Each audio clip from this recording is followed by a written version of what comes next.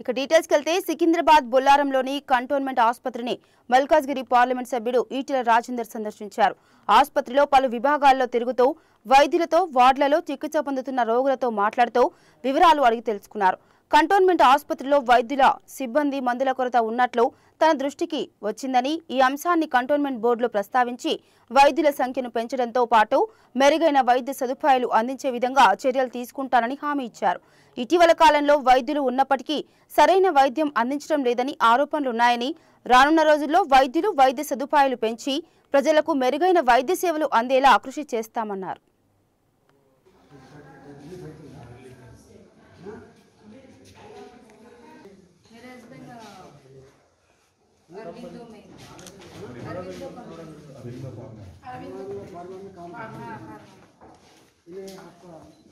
इधर मुझे छोड़ने के लिए आए गाँव से आए हैं तो छोड़ने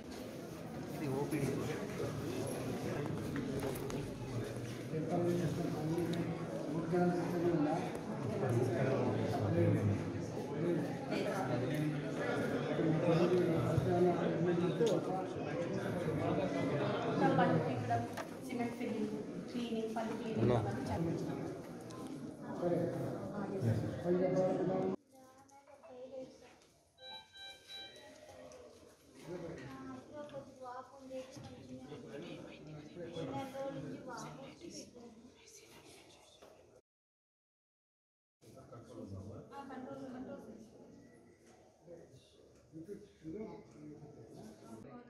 respiratory or joint pain.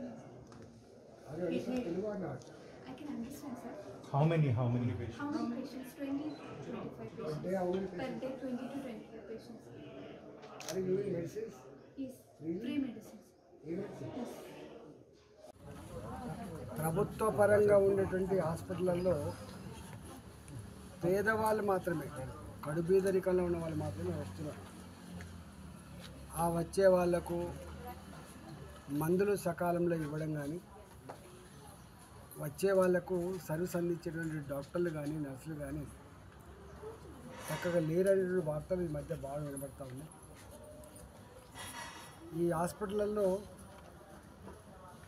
Super speciality hospitals ఏవైతే ఉన్నాయో, గాంధీ, ఉస్మానియా లాంటి హాస్పిటల్స్ ఏవైతే ఉన్నాయో వాటిలో విపరీతంగా పేషెంట్లు పెరిగిపోయి సౌకర్యాలు తగ్గిపోయి ఇబ్బంది పడుతున్న పరిస్థితి దృష్టికి వచ్చింది. దాంట్లో భాగంగానే ఈరోజు మేము ఈ మల్కాజిగిరి పార్లమెంటు పరిధిలో ఉన్నటువంటి కంటోన్మెంట్ హాస్పిటల్ కావచ్చు, మిగతా హాస్పిటల్ కావచ్చు, అర్బన్ హెల్త్ సెంటర్ కావచ్చు, ఇవన్నీ కూడా విజిట్ చేసి ప్రజలతో ఇంటరాక్ట్ అయ్యి, హాస్పిటల్లో పనిచేసే సిబ్బందితో కూడా ఇంటరాక్ట్ అయ్యి వాళ్ళు ఎదుర్కొనే సమస్యలు ఏంటి, మందుల సమస్యలు ఏంటి, ప్రజల సమస్యలు ఏంటి, ఇవన్నీ కూడా అసెస్ చేయడం కోసం వచ్చినాం.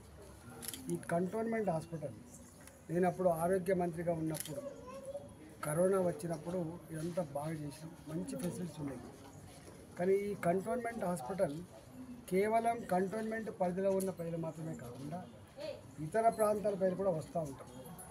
దీనికి ఒక అడ్మిషన్ ఫీజు అని 10 రూపాయలు, గైనకాలజీ అయితే ఒక 50 రూపాయలు, డాక్టర్ కన్సల్ట్ చేయాలంటే, పీడియాట్రిక్ చిన్నపిల్లల డాక్టర్ అయితే 50 రూపాయలు, ఇట్లా అనేక వాటికి సర్వీస్ ఛార్జీలు పెట్టింది.